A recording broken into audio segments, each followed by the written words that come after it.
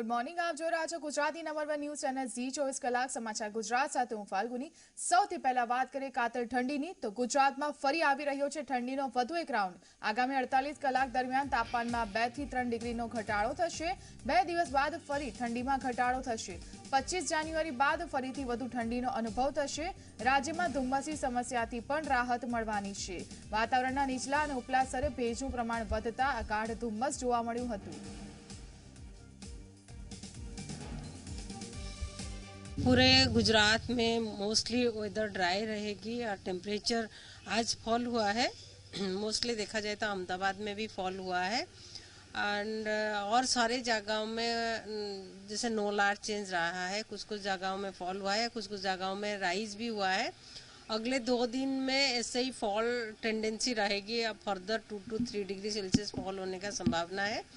2 दिन का बाद मतलब 48 आवर्स का बाद टेम्परेचर नो लार चेंज रहेगी. जैसे टेम्परेचर मतलब नॉर्मल लगभग रहेगी. उसका बाद फिफ्थ डे यानी अभी हो गया है आपका 26 तारीख तक फिर फर्दर फॉल होने का संभावना है. टेम्परेचर 3-4 डिग्री फॉल होने का संभावना है 26 तारीख को. 26 तारीख यानी 25 तारीख को सुबह. बात હવે કરીશું અમેરિકાના રાષ્ટ્રપતિના શપથ પર.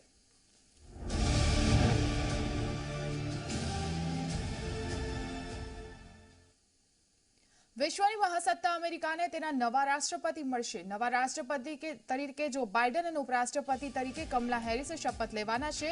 વોશિંગ્ટન ડીસીની રાજધાની ઇમારતમાં શપથવિધિ કાર્યક્રમ થવાનો છે. વોશિંગ્ટન ડીસીમાં 46મા રાષ્ટ્રપતિ તરીકે જો બાઇડન શપથ લેશે. શપથ લીધા બાદ જો બાઇડન સંબોધન પણ કરશે. અમેરિકા યુનાઇટેડની થીમ પર શપથવિધિ કાર્યક્રમ યોજાશે.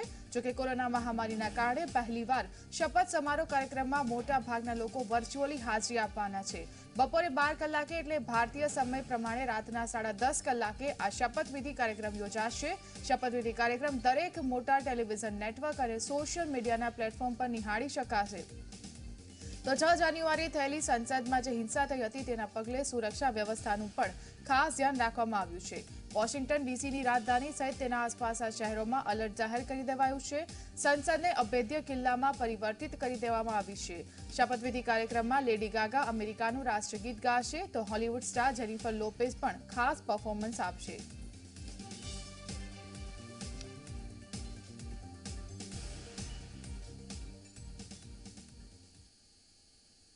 અમેરિકાના નવા ચૂંટાયેલા રાષ્ટ્રપતિ જો બાઇડેને ઇતિહાસ રચી દીધો છે. આજે શપથ લેવા જઈ રહેલા બાઇડેને પોતાની ટીમમાં મહત્વના પદો પર 13 મહિલાઓ સહિત ઓછામાં ઓછા 20 ભારતીય અમેરિકનોને નોમિનેટ કર્યા છે. આ 20 ભારતીય અમેરિકનોમાંથી 17 લોકો વ્હાઇટ હાઉસમાં મહત્વનું પદ સંભાળવાના છે. અમેરિકાની કુલ વસ્તીના 1% ભારતીય અમેરિકન છે અને નાના સમુદાયમાંથી કોઈપણ સરકારમાં પહેલીવાર આટલી મોટી સંખ્યામાં પ્રતિનિધિઓને અમેરિકાની સરકારમાં નિયુક્ત કરવામાં આવ્યા છે. કોણ છે બાઇડેનની ટીમના આ 20 ભારતીય મહારથીઓ? જુઓ અહેવાલ.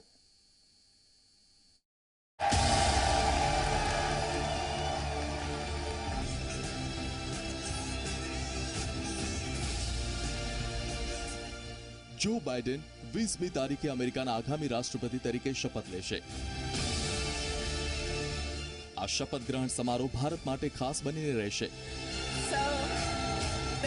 કેમ કે પહેલીવાર એક ભારતીય મૂળના મહિલા કમલા હેરિસ અમેરિકાના ઉપરાષ્ટ્રપતિ બનવા જઈ રહ્યા છે. કમલા હેરિસ પણ જો બાઇડનની સાથે શપથ લેશે. બાઇડનની ટીમમાં ભારતીય અમેરિકી માત્ર અહીં સુધી સીમિત નથી, પરંતુ અમેરિકાની નવી સરકારમાં 20 ભારતીય અમેરિકનોને મહત્વપૂર્ણ પદ સોંપવામાં આવ્યા છે, જેમાંથી ઓછામાં ઓછા 18 લોકો શક્તિશાળી વ્હાઇટ હાઉસનો ભાગ હશે. કોણ છે આ લોકો અને તેમની જવાબદારી શું હશે? આવો જાણીએ.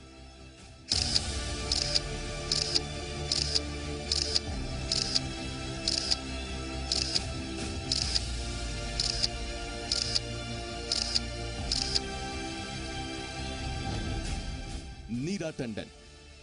નીરા ટંડનના માતા પિતા ભારતીય છે. નીરાને પૂર્વ રાષ્ટ્રપતિ બિલ ક્લિન્ટન અને તેમના પત્ની હિલેરી ક્લિન્ટનની નજીક માનવામાં આવે છે. નીરાને ઓફિસ ઓફ મેનેજમેન્ટ એન્ડ બજેટના ડાયરેક્ટર તરીકે નોમિનેટ કરાયા છે. જો સેનેટ મહોર મારશે તો નીરા ઓફિસને સંભાળનાર પહેલા મહિલા બની જશે. ડોક્ટર વિવેક મૂર્તિ. ફિઝિશિયન ડોક્ટર વિવેક મૂર્તિ અમેરિકાના 19મા જનરલ સર્જનનું પદ મેળવનાર સૌથી નાની ઉંમરના ભારતીય અમેરિકન વ્યક્તિ છે. રાષ્ટ્રપતિની ચૂંટણી કેમ્પેન દરમિયાન પબ્લિક હેલ્થ અને કોરોના વાયરસ મહામારી પર બાઇડનના ટોચના એડવાઇઝર્સમાં સામેલ હતા. બાઇડનની કોવિડ ટાસ્ક ફોર્સમાં મૂર્તિ કો ચેરમેન છે. વનિતા ગુપ્તા. જો સેનેટ મંજૂરી આપશે તો 46 વર્ષના વનિતા ગુપ્તા એસોસિએટ એટોર્ની જનરલનું પદ સંભાળનાર પહેલા અશ્વેત મહિલા હશે. ડિપાર્ટમેન્ટ ઓફ જસ્ટિસમાં ત્રીજું સૌથી મહત્વનું પદ છે. ભરત રામમૂર્તિ. રામમૂર્તિ હાલ રૂઝવેલ્ટ ઇન્સ્ટિટ્યૂટમાં કોર્પોરેટ પાવર પ્રોગ્રામના એમડી છે.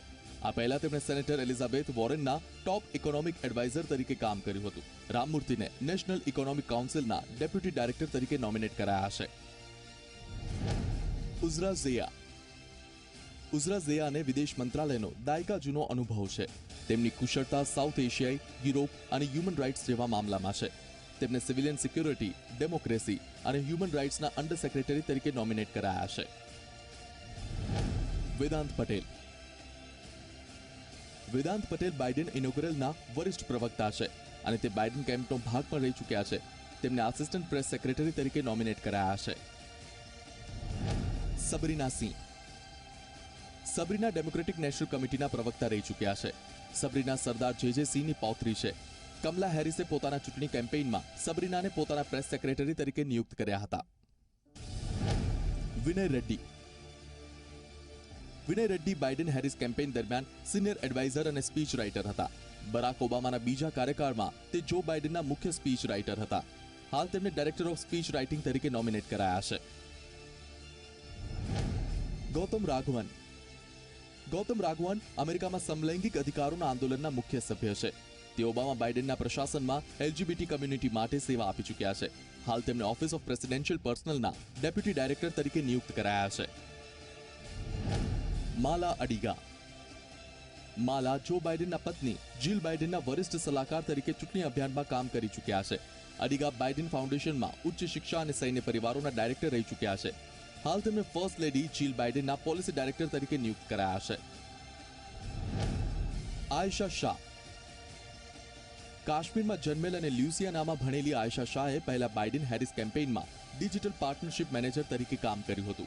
આયશાને ઓફિસ ઓફ ડિજિટલ સ્ટ્રેટેજીમાં પાર્ટનરશિપ મેનેજર તરીકે નોમિનેટ કરાયા છે. તરુણ છાબરા.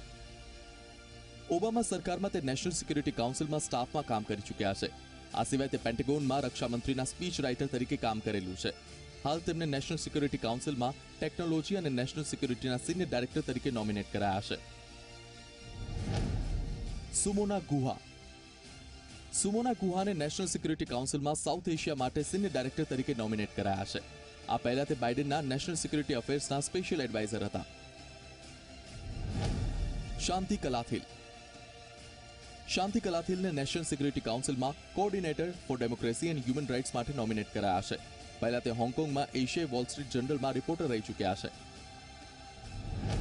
સોનિયા અગ્રવાલ. સોનિયા અગ્રવાલને ક્લાઇમેટ પોલિસી અને ઇનોવેશન માટે સિનિયર એડવાઇઝર તરીકે નોમિનેટ કરાયા છે.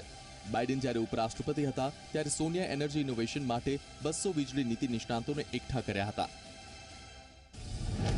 ગરિમા વર્મા. ગરિમાને ફર્સ્ટ લેડી જીલ બાઇડનના ડિજિટલ ડાયરેક્ટર તરીકે નિયુક્ત કરાયા છે. આ પહેલા તેમણે ઓડિયન્સ ડેવલપમેન્ટ અને કન્ટેન્ટ રણનીતિકારના રૂપમાં કામ કર્યું હતું. નેહા ગુપ્તા. નેહા ગુપ્તાએ હાર્વર્ડ એન્ડ સ્ટેનફોર્ડ લો સ્કૂલમાંથી અભ્યાસ કર્યો છે. તેમને ઓફિસ ઓફ વ્હાઇટ હાઉસ કાઉન્સિલના એસોસિએટ કાઉન્સિલ તરીકે નોમિનેટ કરાયા છે. રીમા શાહ. રીમા શાહ બાઇડન હેરિસ કેમ્પેઇનમાં જો બાઇડન માટે ડિબેટ પ્રિપરેશન ટીમમાં કામ કરી ચૂક્યા છે. તેમને ઓફિસ ઓફ વ્હાઇટ હાઉસ કાઉન્સિલમાં ડેપ્યુટી એસોસિએટ કાઉન્સિલ તરીકે નોમિનેટ કરાયા છે. સમીરા ફઝીલી. કાશ્મીરી મૂળની સમીરા હાલ બાઇડન હેરિસ ટ્રાન્ઝિશનમાં ઇકોનોમિક એજન્સી લીડ છે. પહેલા તે એટલાન્ટાના ફેડરલ રિઝર્વ બેંકમાં કામ કરી ચૂક્યા છે. સમીરાને નેશનલ ઇકોનોમિક કાઉન્સિલમાં ડેપ્યુટી ડાયરેક્ટર તરીકે નોમિનેટ કરાયા છે. વિદુર શર્મા. વિદુર શર્માને કોવિડ-19 રિસ્પોન્સ ટીમના ટેસ્ટિંગ એડવાઇઝર તરીકે નિયુક્ત કરાયા છે. અમેરિકામાં ઓબામા કેરની સ્વાસ્થ્ય વીમા સુનિશ્ચિત કરનાર લોકોમાંથી તેઓ એક છે. 20મી જાન્યુઆરીએ જ્યારે જો બાઇડન શપથ લેશે ત્યારે એક ઇતિહાસ સર્જાઈ જશે. જ્યારે સેનેટ આ તમામ નિયુક્તિઓ પર મહોર મારશે ત્યારે અમેરિકન ઇતિહાસમાં એક અનોખું રેકોર્ડ નોંધાઈ જશે. એટલે એક વાત તો નક્કી છે કે બાઇડન સરકારમાં 20 ભારતીયોનો દબદબો ચોક્કસ જોવા મળશે.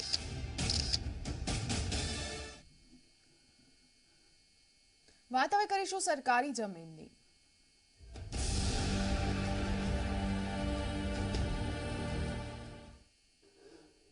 મુખ્યમંત્રી વિજય રૂપાણીએ ગુજરાતની 2021 થી 2025 સુધીની હોર્ટિકલ્ચર પોલિસી જાહેર કરી ચૂક્યા છે.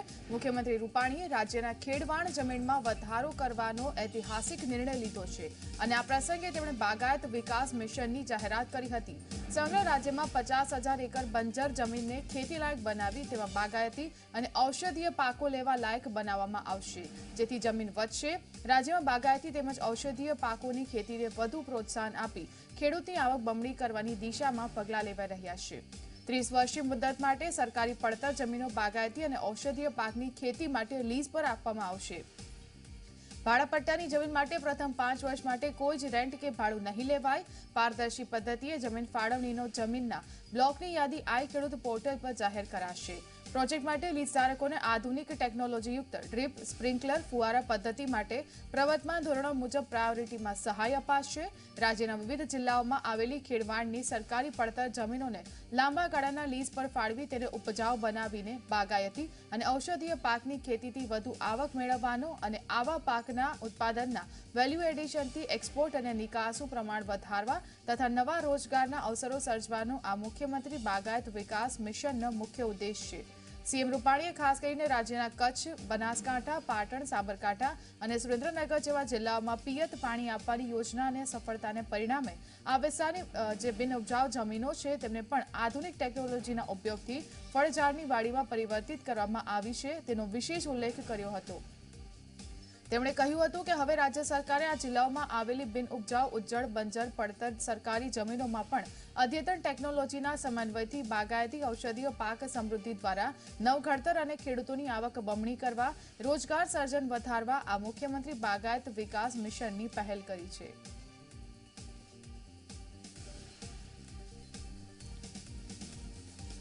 એ બંજર જમીનને કલ્ટિવેટેડ કરવી એટલે કે એને ખેડાવ કરવી, ત્યાં લોકો ખેતી કરે અને એ જમીનમાંથી એ લોકો ઉગાડે. એમાં પણ નિર્ણય કર્યો કે બધી વસ્તુ ઉગાડવાનું નહીં. આ 5 જિલ્લામાં પર્ટિક્યુલર સર્વે નંબર જે બંજર જમીનના છે એને ખેડૂત પોર્ટલ ઉપર આપણે નાખેલા છે. એટલે એમાંથી લોકોએ પસંદ કરવાનું છે કે ભાઈ આ જમીન ઉપર અમે ખેતી કરશું. તો ખેતીમાં જે અત્યારે ખેડૂત ખેતી કરે છે એ નહીં, પરંતુ બાગાયત ખેતી અને એટલે ફળફળાદી અને આયુર્વેદિક ફળફળાદી શાકભાજી અને આયુર્વેદિક ખેતી, આયુર્વેદિકની દાખલા તુલસીથી માંડીને થોરથી લઈને આ બધી વસ્તુ જેમાંથી દવાઓ બને છે. તો ગુજરાતમાં ડ્રેગન ફ્રૂટને કમલમ નામ આપવામાં આવ્યું છે. ડ્રેગન ફ્રૂટને હવે કમલમ નામ આપી દેવામાં આવ્યું છે અને તેની પેટન્ટ માટે પણ અરજી કરવામાં આવી છે. આ ફળની ખેતી કચ્છ સહિત ગુજરાતમાં પણ ખૂબ જ મોટા પ્રમાણમાં થઈ રહી છે, પરંતુ તેને ડ્રેગન ફ્રૂટ નામ શોભતું નહીં હોવાનું સરકાર માને છે અને તેથી જ હવે આ ફ્રૂટને કમલમ અથવા તો કમલમ ફ્રૂટનું નામ આપવાની જાહેરાત મુખ્યમંત્રી રૂપાણીએ કરી છે.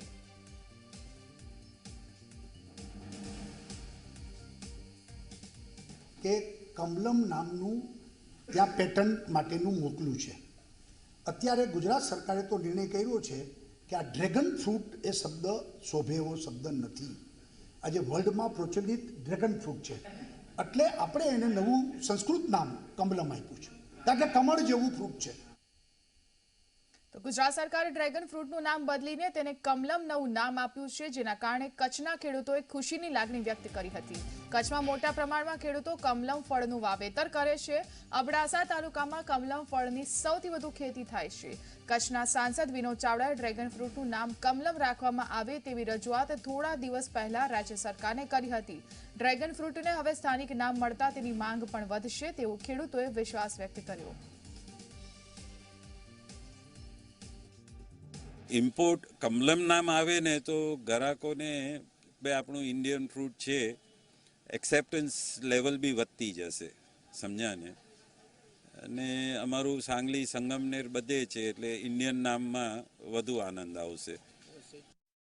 ડ્રેગનનું નામ ચેન્જ કરવા માટે અમે અમારા MP વિનોદભાઈ ચાવડા કચ્છ મોરબી એમની કને ગયા કે ભાઈ સાહેબ આ ફ્રૂટ જે છે એ આ ડ્રેગન તરીકે ઓળખાય છે અને સાહેબ આ ફ્રૂટને નામ ચેન્જ કરવા અમે ખેડૂત કચ્છના માંગીએ છીએ કે ભાઈ આનો આકાર જે છે એ કમલમ જેવો છે, તો સાહેબ એનો કમલમ તરીકે ફ્રૂટ ઓળખાય એના માટે તમે એમને હેલ્પ કરો. તો વિનોદભાઈએ CM સાહેબ અને PM સાહેબ નરેન્દ્ર મોદી સાહેબને રજૂઆત કરી કે ભાઈ કચ્છના ખેડૂતોને આ ડ્રેગનને કમલમ તરીકે ઓળખ આપવી છે. વાત કરીએ ગાંધીનગરથી મળી રહેલા સમાચાર પર, તો જિલ્લા પંચાયતના આરોગ્ય કર્મચારીઓની હડતાલ યથાવત છે. જિલ્લા પંચાયતના આરોગ્ય કર્મીઓની બેઠક પણ મળી હતી. આરોગ્ય કર્મચારીઓ મહામંડળની કોર કમિટીની બેઠકમાં નિર્ણય લેવાયો છે. માંગણીઓ નહીં સંતોષાય ત્યાં સુધી આરોગ્ય કર્મીઓ હડતાલ પર જ રહેશે.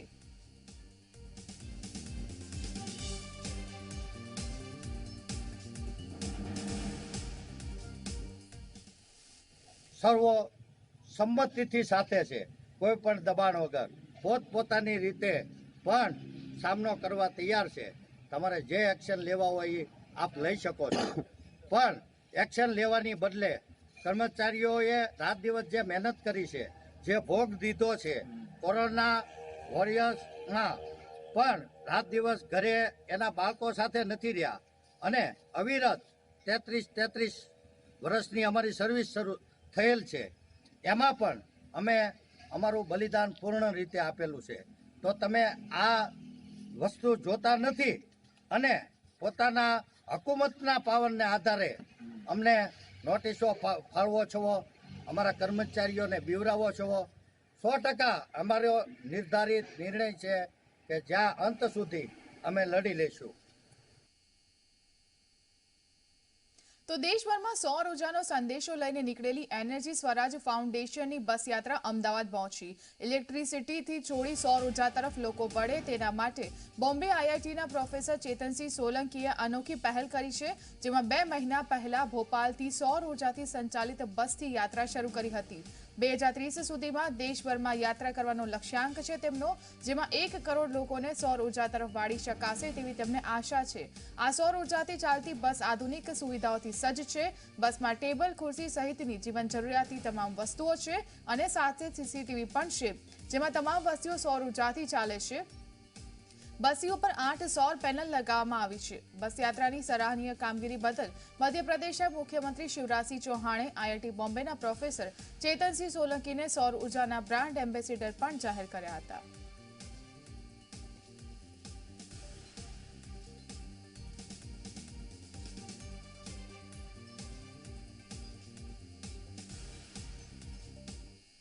જે બસ છે તે કેવી રીતે કામ કરે છે, શું છે તેની ખાસિયત આપને બસની અંદર જઈને બતાવીશું. આ બસનો જે માર્ગ છે તે માર્ગની અંદર પ્રવેશતાની સાથે આપ જે દ્રશ્યો પણ જોશો તે દ્રશ્ય જોઈને પણ ચોંકી જવાય, કારણ કે બસની અંદર ખાસ કરીને બેડ જેવી ક્યાંય વ્યવસ્થા હોતી નથી. પણ એ પહેલાં આપ એક જે પ્લેટ અત્યારે જોઈ રહ્યા છો જેના ઉપર લખ્યું છે કે 10 વર્ષ સુધી જે આ પ્રકારે જે જાગૃતિ ફેલાવવાનો પ્રયાસ કરવામાં આવી રહ્યો છે કે ઇલેક્ટ્રિસિટીનો વપરાશ ઘટાડવામાં આવે અને આગામી દિવસોમાં સૌર ઉર્જાનો વધુ ઉપયોગ કરવામાં આવે, તે મુજબ અત્યાર સુધી લગભગ 53 દિવસની આ યાત્રા થઈ ચૂકી છે, જેમાં અંદાજે 2473 કિલોમીટર સુધી અત્યારે ટ્રાવેલ પણ આ બસ કરી ચૂકી છે. આપ દ્રશ્યની સાથે જોઈ શકો છો કે જ્યાં અત્યારે આપણે પ્રવેશ કર્યો છે ત્યાં એક બેડરૂમ પ્રકારની વ્યવસ્થા છે, જ્યાં એક સીટ મૂકવામાં આવી છે, સાથે સામેની તરફ એક ટેબલ પણ છે. એ સિવાય બેડરૂમ જેવા જે બેડ હોય છે તે બેડ પણ અહીંયા મૂકવામાં આવ્યા છે. ચેતનસિંહ ચૌહાણ આપણી સાથે જોડાયેલા છે કે જેઓ IIT बॉम्बे अंदर प्रोफेसर पण है.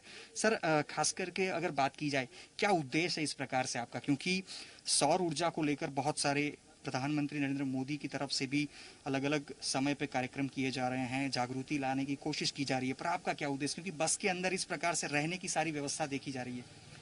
तो हमारा ये उद्देश्य है कि जो क्लाइमेट चेंज, जो जलवायु परिवर्तन इतनी बड़ी प्रॉब्लम है और ये पूरे विश्व की प्रॉब्लम है कि ये मनुष्य जीवन के अस्तित्व को ही खतरा बनते जा रही है, और इसको बहुत कम समय है करेक्शन के लिए. जो क्लाइमेट क्लॉक है उसके हिसाब से 6-7 साल ही बचे हैं जब हम 1.5 डिग्री सेंटीग्रेड को टच कर जाएंगे. तो इसको ठीक करना बहुत बड़ा काम है। मुझे लगता है कि माननीय प्रधानमंत्री बहुत कर रहे हैं, सभी लोग कर रहे हैं, परंतु जब तक इसमें जनता न जुड़े, हम कैसे आत्मनिर्भर बने एनर्जी में। आज के 150 साल पहले हमारा जीवन आत्मनिर्भर था, अब हम बिना बिजली कनेक्शन के कैसे रहें। और चूंकि आज सोलर टेक्नोलॉजी इतनी एडवांस हो गई है कि हम अपनी बिजली खुद पैदा कर सकते हैं, तो ये संभव है। और ये लोगों तक यही मैसेज पहुंचाना है कि हम लोग आत्मनिर्भर बने, अपनी बिजली खुद पैदा करें, बिजली कनेक्शन सरेंडर करें, वो हमारा मिशन है। बिल्कुल, आपसे अब मैं खुद चाहूंगा कि आप हमारे साथ आएं और क्या क्या फैसिलिटी है इसके अंदर, लोग क्यों इसको देखकर आकर्षित हों, क्या खासियत है, लोगों को क्यों इस तरफ मुड़ना चाहिए, वो आप खुद बताएं हमें।